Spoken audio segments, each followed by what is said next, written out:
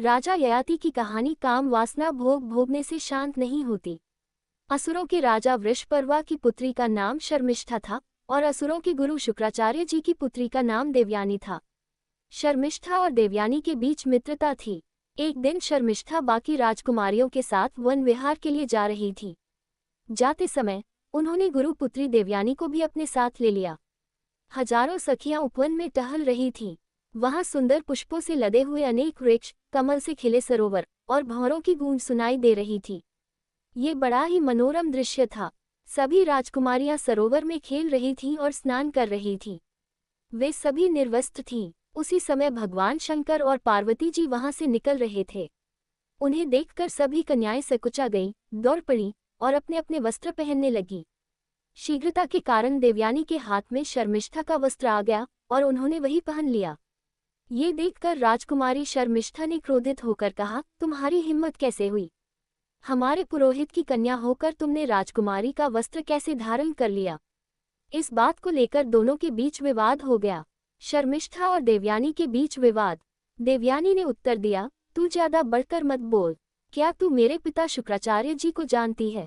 वे तुम्हारे पिता के गुरु हैं और तपोबल से पूरी सृष्टि का संचालन कर सकते हैं। वे परम पुरुष परमात्मा के समान हैं और निरंतर परमात्मा की स्थिति में रहते हैं। बड़े बड़े लोकपाल जिनकी वंदना करते हैं, हम उन तपस्वी की पुत्री हैं। तेरे पिता हमारे शिष्य हैं और तू हमारे शिष्य की पुत्री है। देवयानी की इन बातों को सुनकर शर्मिष्ठा क्रोध से तिलमिला उठी और तीखे वचन बोलने लगी।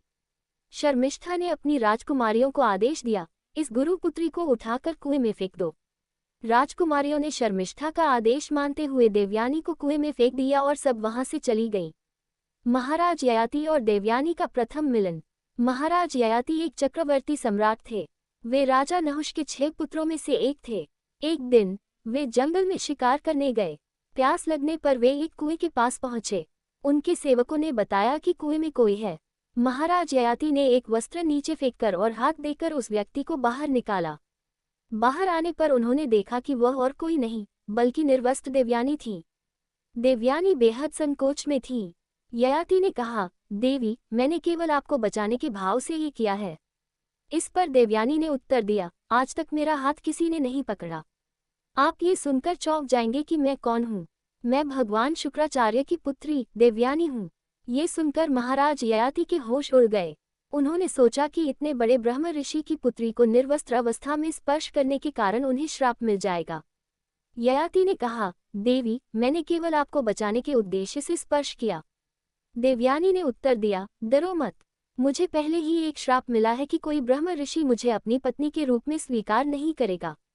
केवल एक क्षत्रिय राजकुमार ही मुझे अपनाएगा। यह मुझे भली भांति ज्ञात है, इसलिए मैं तुम्हें पति रूप में वरण करती हूँ। ययाति को यह शास्त्र प्रतिकूल संबंध स्वीकार नहीं था, लेकिन जब उन्होंने देखा कि स्वयं देवयानी यह कह रही है और उन्हें ऐसा श्राप मिला है, तो उनके मन ने देवयानी को स्वीकार कर लिया। साथ ही देवसुंदरी देवयानी का सौंदर्य देखकर भी उनका हृदय पिघल गया। ययाति ने कहा, यदि भगवान शुक्राचार्य जी इस संबंध के लिए सहमत हो तो मुझे भी यह स्वीकार है। ययाति देवयानी को वहीं छोड़कर चले गए और मन में निश्चय किया कि जब भगवान शुक्राचार्य स्वयं देवयानी को लेकर आएंगे तभी वे उन्हें अपनी पत्नी के रूप में स्वीकार करेंगे। शुक्राचार्य का क्रोध। देवयानी रोती हुई भगवान शुक्राचार्य जी के पास पहुंची और उन्हें सारी घटना सुनाई, कैसे शर्मिष्ठा ने राजकुमारियों से कहकर उसे कुएं में फेंकवा दिया था। देवयानी की बात सुनकर शुक्राचार्य जी क्रोधित हो गए और बोले, इस लड़की ने मुझे साधारण पुरोहित समझ लिया है। क्या वह नहीं जानती कि मैं अपनी इच्छा से नया संसार भी रच सकता हूँ? शुक्राचार्य जी ने देवयानी को साथ लिया और कहा, चलो, ऐसे राजा के राज्य में अब नहीं रहना। देवयानी का विवाह और शर्मिष्ठा का दासी बनना।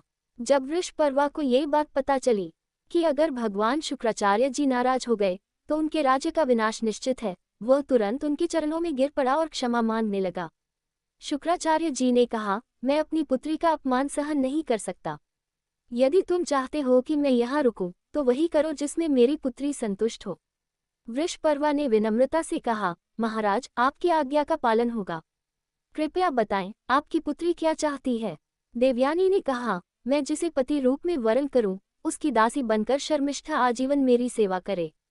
ये सुनकर वृषपर्वा ने शर्मिष्ठा से कहा, पुत्री, यदि तुम ये शर्त नहीं मानोगी तो पूरा राज्य संकट में पड़ जाएगा। अपने परिवार और राज्य को संकट से बचाने के लिए शर्मिष्ठा ने देवयानी की बात मान ली और दासी बनने के लिए तैयार हो गई। इसके बाद शुक्राचार्य जी ने बड़े उत्साह के साथ देवयानी का विवाह राजा ययाति के साथ कर दिया और शर्मिष्ठा को दासी के रूप में राजा के महल में भेजा गया।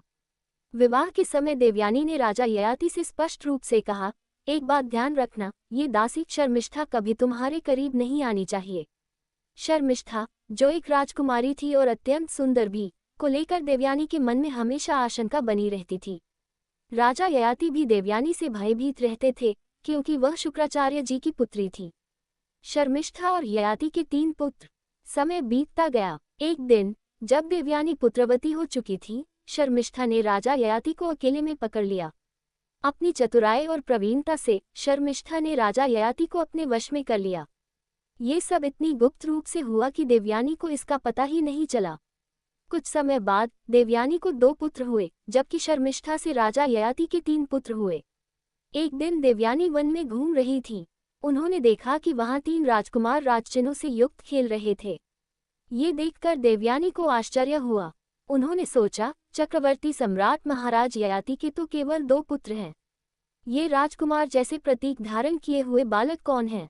देवयानी उनके पास गई और पूछा, तुम्हारे पिता कौन हैं? बालकों ने उत्तर दिया, हमारे पिता महाराज चक्रवर्ती सम्राट ययाति हैं। देवयानी ने फिर पूछा, तुम किसके पुत्र हो?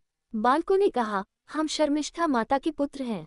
ये सुनते ही देवयानी का क्रोध चरम पर पहुंच गया। वह गुस्से से भरकर घर छोड़कर सीधे अपने पिता शुक्राचार्य जी के पास चली गई। महाराज ययाति उनके पीछे पीछे गए और माफी मांगने की कोशिश करते रहे, पर देवयानी ने उनकी कोई बात नहीं सुनी। देवयानी का क्रोध और ययाति का बुढ़ापा। जब देवयानी शुक्राचार्य जी के पास पहुंची तो उन्होंने पूछा, क्या हुआ बेटी? देवयानी ने क्रोध में कहा, इस स्त्री लंपट ने मेरी आज्ञा का पालन नहीं किया। इसने दासी शर्मिष्ठा के गर्भ से 3 पुत्र उत्पन्न किए। पिताजी, इसे दंड दीजिए। शुक्राचार्य जी ने देवयानी से पूछा, इन्हें क्या दंड दिया जाए? देवयानी ने क्रोध में कहा, इनके शरीर में बुढ़ापा आ जाए और यह स्त्री सहवास योग्य न रहे। देवयानी की बात सुनकर शुक्राचार्य जी ने अपने तपोबल से महाराज ययाति को तुरंत बूढ़ा कर दिया। ययाति का शरीर वृद्ध हो गया और उनकी सारी शक्ति क्षीण हो गई। ययाति ने व्यथित होकर देवयानी से कहा, अब तो तुम खुश हो, लेकिन तुमने यह नहीं सोचा कि तुमने अपने ही पैरों पर कुल्हाड़ी मार ली है। इसके बाद ययाति ने देवयानी से प्रार्थना करते हुए कहा, मैं आज तक विषय भोग करते करते भी तृप्त नहीं हुआ। बिना तृप्ति के वैराग्य नहीं होता। कृपा करके मेरा बुढ़ापा वापस ले लो, ताकि मैं जीवन का आनंद लेकर संतोष प्राप्त कर सकूं। ययाति की बात सुनकर देवयानी का गुस्सा कुछ शांत हो गया।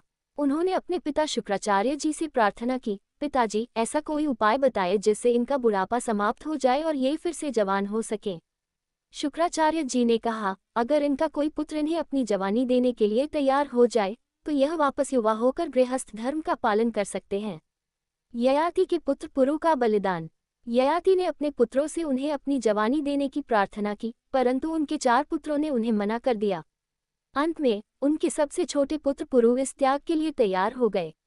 उन्होंने अपने पिता को अपनी जवानी दान कर दी और स्वयं बुढ़ापा और इंद्रिय शक्तिहीनता को स्वीकार कर लिया। महाराज ययाति पुरु के इस त्याग से अत्यंत प्रसन्न हुए। उन्होंने कहा, तुम्हारा ये बलिदान अमूल्य है, मैं इसका ऋणी रहूंगा। इसके बाद ययाति ने पुरु के यौवन का उपयोग करते हुए 1000 वर्षों तक भोग विलास किया। भोगों में सुख नहीं है। इतने लंबे समय तक भोग विलास में लीन रहने के बावजूद उनकी तृष्णा शांत नहीं हुई। भोगों के प्रति उनकी लालसा बनी रही। अंततः महाराज ययाति ने इन सब से ऊबकर उन्हें त्यागने का निर्णय लिया। उन्होंने विचार किया, मैं कितना पतित हो गया हूँ कि अपने ही पुत्र की जवानी का उपभोग कर रहा हूँ, फिर भी संतोष नहीं मिल रहा। अब बस और नहीं। उन्होंने देवयानी से कहा, क्या इस पृथ्वी पर मेरे जैसा कोई और विषयों का दास होगा? मैं पूरी तरह इंद्रियों का गुलाम बन चुका हूँ। परमार्थ की भावना मुझसे कोसों दूर हो गई है, केवल विषय सेवन ही शेष रह गया है। यहाँ तक कि मैंने अपने पुत्र की जवानी तक भोग ली, फिर भी कभी तृप्ति का अनुभव नहीं हुआ।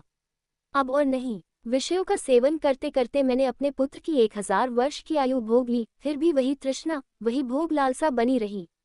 इस वासना और भोगों की प्यास का कोई अंत नहीं।